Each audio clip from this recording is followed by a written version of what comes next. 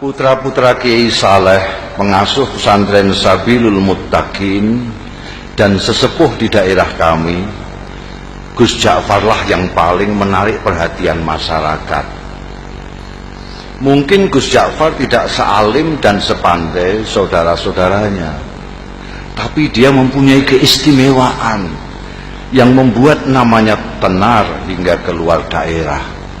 Malah konon beberapa pejabat tinggi dari pusat memerlukan sowan khusus ke rumahnya setelah mengunjungi Kiai Saleh. Kata Kang Solikin yang dekat dengan keluarga dalem, bahkan Kiai Saleh sendiri segan dengan anaknya yang satu itu. Kata Kiai, Gus Ja'far itu lebih tua dari beliau sendiri. Cerita Kang Solikin suatu hari kepada kawan-kawannya yang sedang membicarakan putra bungsu Kiai Saleh itu. Saya sendiri tak paham apa maksudnya kok anaknya lebih tua dari beliau itu. Tapi Gus Ja'far memang luar biasa, kata Mas Bambang, pegawai Pemda yang sering mengikuti pengajian subuh Kiai Saleh. Matanya itu loh, sekilas saja beliau melihat kening orang, kok langsung bisa melihat rahasianya yang tersembunyi. Kalian ingat enggak Sumini yang anak penjual rujak di terminal lama yang dijuluki perawan tua itu? Sebelum dilamar orang Sabrang kan ketemu Gus Ja'far. Waktu itu Gus Ja'far bilang, "Sum, kulihat kok keningmu kok bersinar, sudah ada yang ngelamar ya?" Loh, tak lama kemudian orang Sabrang itu datang melamar Sumini. Kang Kandar kan juga begitu, timpal Mas Guru Slamet. Kalian kan mendengar sendiri ketika Gus Ja'far bilang kepada tukang kebun SD 4 itu, "Kang, saya lihat hidung sampean kok sudah bengkok, sudah capek menghirup napas ya?" Loh, ternyata besoknya Kang Kandar meninggal.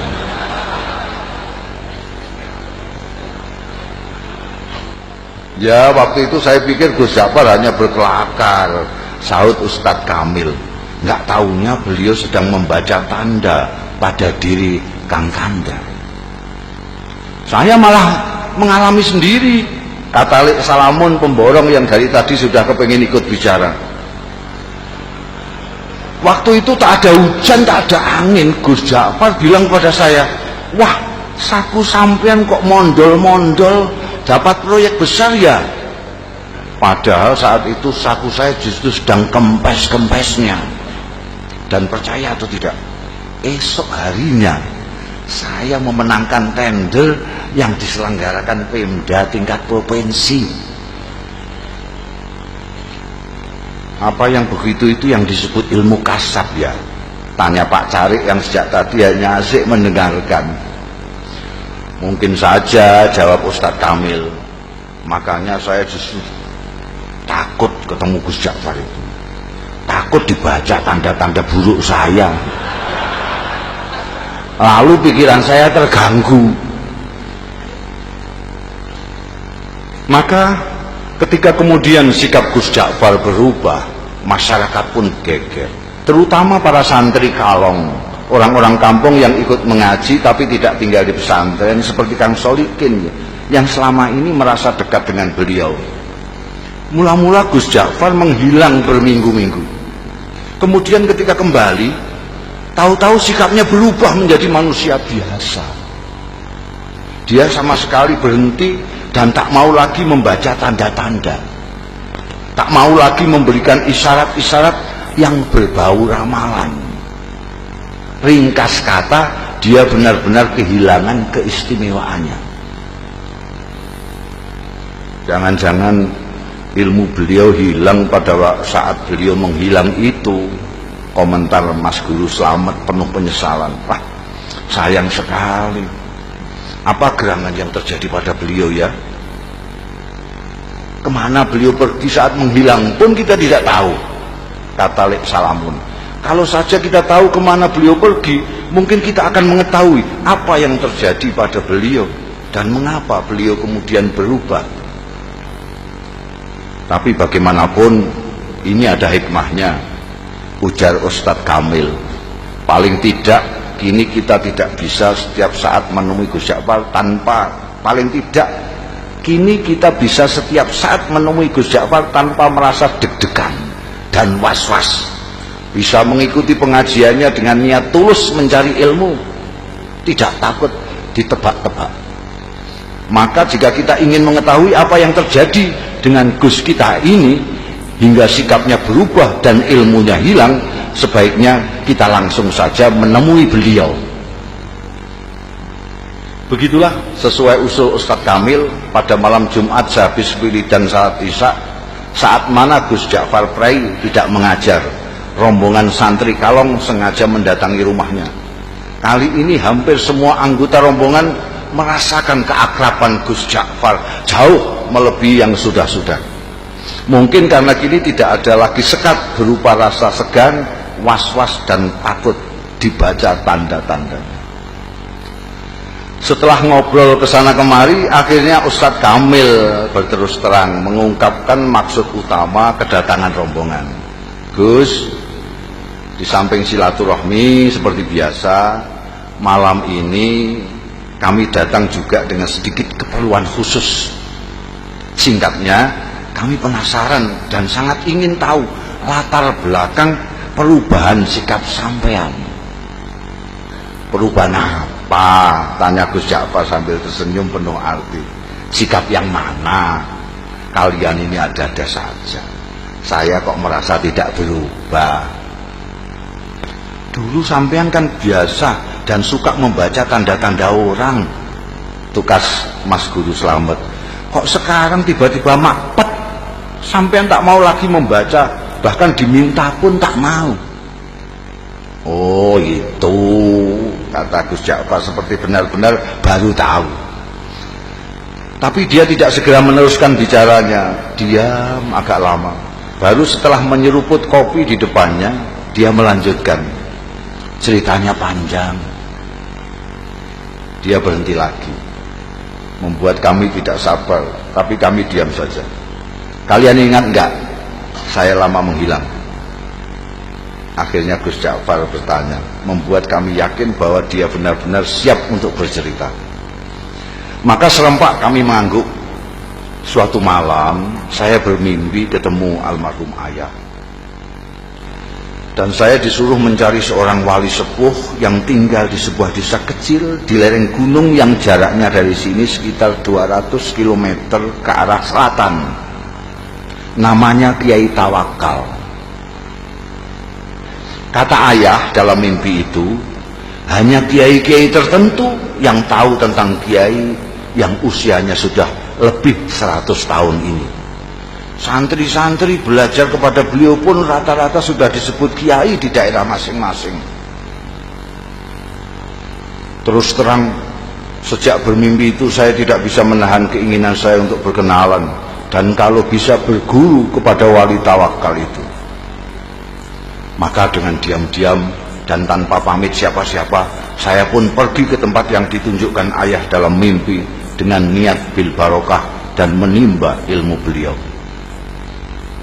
Ternyata ketika sampai di sana, hampir semua orang yang saya jumpai mengaku tidak mengenal nama Kiai Tawakal. Baru setelah seharian melacak ke sana kemari, ada seorang tua yang memberi petunjuk. Cobalah nak mas, ikuti jalan setapak di sana itu, katanya. Nanti nak mas akan berjumpa dengan sebuah sungai kecil. Terus saja nak mas menyeberang. Begitu sampai seberang, nak mas akan melihat gubuk-gubuk kecil dari bambu. Nah, kemungkinan besar orang yang nak mas cari akan nak mas jumpai di sana. Di gubuk yang terletak di tengah-tengah itulah tinggal seorang tua seperti yang nak mas gambarkan. Orang sini memanggilnya Mbah Jogo. Barangkali itulah yang nak mas sebut kiai siapa tadi? Kiai Tawakal. Ya, iya, Kiai Tawakal. Saya yakin itu orangnya, Mbah Joko. Saya pun mengikuti petunjuk orang tua itu, menyeberang sungai dan menemukan sekelompok rumah gubuk dari bambu. Dan betul, di gubuk bambu yang terletak di tengah-tengah, saya menemukan Kiai Tawakal alias Mbah Joko sedang dikelilingi santri-santrinya yang rata-rata sudah tua. Saya diterima dengan penuh keramahan, seolah-olah saya sudah merupakan bagian dari mereka. Dan kalian tahu, ternyata penampilan Kiai Tawakal sama sekali tidak mencerminkan sosoknya sebagai orang tua. Tubuhnya tegap, wajahnya berseri-seri, kedua matanya indah memancarkan kearifan. Bicaranya jelas dan teratur, hampir semua kalimat yang meluncur dari mulutnya bermuatan kata-kata hikmah. Tiba-tiba Gus Ja'far berhenti, menarik napas panjang, baru kemudian melanjutkan. Hanya ada satu hal yang membuat saya terkejut dan terganggu. Saya melihat di kening beliau yang lapang ada tanda yang jelas sekali, seolah-olah saya membaca tulisan dengan huruf yang cukup besar dan berbunyi ahli neraka. Astagfirullah. Belum pernah selama ini saya melihat tanda yang begitu gamblang. Saya ingin tidak mempercayai apa yang saya lihat. Pasti saya keliru. Masa seorang yang dikenal wali, berilmu tinggi dan disegani banyak kiai yang lain disurat sebagai ahli neraka? Tak mungkin. Saya mencoba meyakinkan diri saya bahwa itu hanyalah ilusi, tapi tak bisa. Tanda itu terus melekat di kening beliau. Bahkan belakangan saya melihat tanda itu semakin jelas ketika beliau habis berwudu. Gila. Akhirnya niat saya untuk menimba ilmu kepada beliau, meskipun secara lisan memang saya sampaikan demikian, dalam hati sudah berubah menjadi keinginan untuk menyelidiki dan memecahkan keganjilan ini.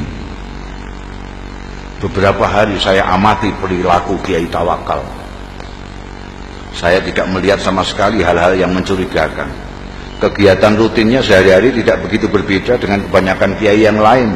Mengimami salat jamaah, melakukan salat sunnah seperti duha, tahajud, witir dan sebagainya, mengajar kitab-kitab, umumnya kitab-kitab besar, mujahadah, zikir malam, menemui tamu dan semacamnya.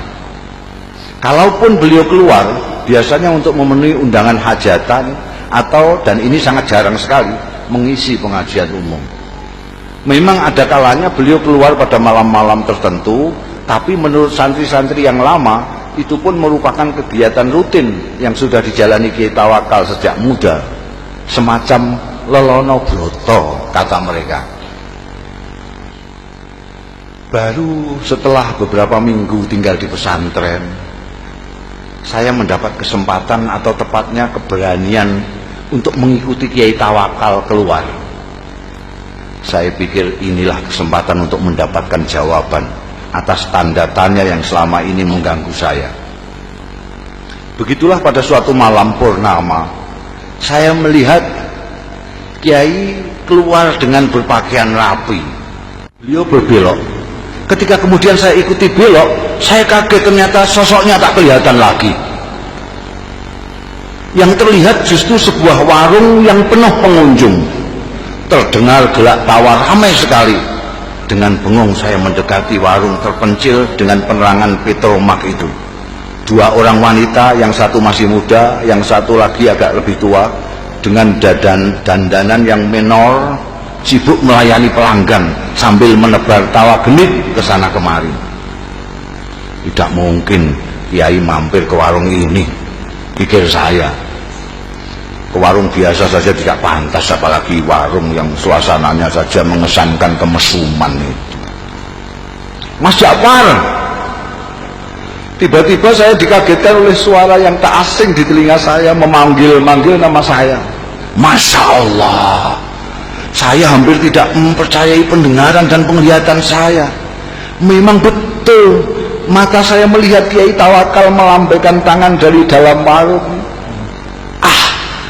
Dengan kikuk dan pikiran tak karuan, saya pun terpaksa masuk dan menghampiri kiai saya yang duduk santai di pojok. Warung penuh dengan asap rokok. Kedua wanita menor menyambut saya dengan senyum penuh arti. Kiai Tawakal menyuruh orang di sampingnya untuk bergeser. Kasih kawan saya ini tempat sedikit. Lalu kepada orang-orang yang ada di warung, Kiai memperkenalkan saya. Katanya, ini kawan saya, dia baru datang dari daerah yang cukup jauh, cari pengalaman katanya. Mereka yang duduk dekat serta-merta mengulurkan tangan, menjabat tangan saya dengan ramah, sementara yang jauh melambaikan tangan. Saya masih belum sepenuhnya menguasai diri, masih seperti dalam mimpi, ketika tiba-tiba saya dengar Kiai menawari, minum kopi ya. Saya mengangguk asal mengangguk. Kopi satu lagi yuk, kata Kiai kepada wanita warung sambil mendorong piring jajan ke dekat saya. Silakan, ini namanya Rondo Royal, tape goreng kebanggaan warung ini. Lagi-lagi saya hanya mengangguk kepala asal mengangguk. Kiai Tawakal kemudian asyik kembali dengan kawan-kawannya dan membiarkan saya bengong sendiri. Saya masih tak habis pikir, bagaimana mungkin Kiai Tawakal yang terkenal waliullah dan dihormati para kiai lain bisa berada di sini, akrab dengan orang-orang beginian, bercanda dengan wanita warung. Inikah yang disebut lelono broto? Ataukah ini merupakan dunia lain beliau yang sengaja disembunyikan dari umatnya? Tiba-tiba saya seperti mendapat jawaban dari tanda tanya yang selama ini mengganggu saya, dan karenanya saya bersusah payah mengikutinya malam ini. Oh, pantas di keningnya aku lihat tanda itu. Tiba-tiba sikap dan pandangan saya terhadap beliau berubah. Mas, sudah larut malam. Tiba-tiba suara Kiai Tawakal membuyarkan lamunan saya. Kita pulang yuk. Dan tanpa menunggu jawaban saya, Kiai membayari minuman dan makanan kami, berdiri, melambai kepada semua, kemudian keluar. Seperti kerbau dicocok hidung, saya pun mengikutinya. Ternyata setelah melewati kebun sengon, Kiai Tawakal tidak menyusuri jalan-jalan yang tadi kami lewati. Biar cepat, kita mengambil jalan pintas saja ya, katanya. Kami melewati pematang, lalu menerobos hutan, dan akhirnya sampai di sebuah sungai. Dan sekali lagi saya menyaksikan kejadian yang mengguncangkan. Kiai Tawakal berjalan di atas permukaan air sungai seolah-olah di atas jalan biasa saja. Delonyor-delonyor. Sampai di seberang, beliau menoleh ke arah saya yang masih berdiri mematung. Beliau melambai, ayo, teriaknya. Untung saya bisa berenang. Saya pun kemudian berenang menyeberangi sungai yang cukup lebar. Sampai di seberang, ternyata Kiai Tawakal sudah duduk-duduk di bawah pohon randu alas menunggu. Kita istirahat sebentar, katanya, tanpa menengok saya yang sibuk berpakaian. Kita pasti punya waktu, insya Allah sebelum subuh kita sudah sampai pondok. Setelah saya ikut duduk di sampingnya, tiba-tiba dengan suara berwibawa, Kiai berkata mengejutkan, bagaimana? Kau sudah menemukan apa yang kau cari? Apakah kau sudah menemukan pembenar dari tanda yang kau baca di kening saya? Mengapa kau seperti masih terkejut? Apakah kau yang mahir melihat tanda-tanda menjadi ragu terhadap kemahiranmu sendiri?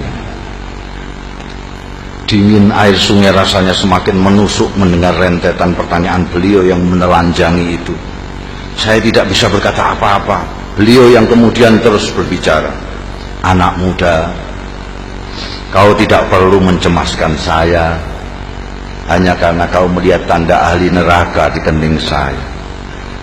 Kau pun tidak perlu bersusah payah mencari bukti yang menunjukkan bahwa aku memang pantas masuk neraka. Karena pertama, apa yang kau lihat belum tentu merupakan hasil dari pandangan kalbumu yang bening. Kedua, kau tak akan tahu sebagaimana neraka, surga, aku adalah milik Allah. Maka terserah kehendaknya, apakah ia mau memasukkan diriku ke surga atau ke neraka. Untuk memasukkan hambanya ke surga atau neraka, sebenarnya lah ia tidak memerlukan alasan. Sebagai kiai, apakah kau berani menjamin amalmu pasti mengantarkanmu ke surga kelak?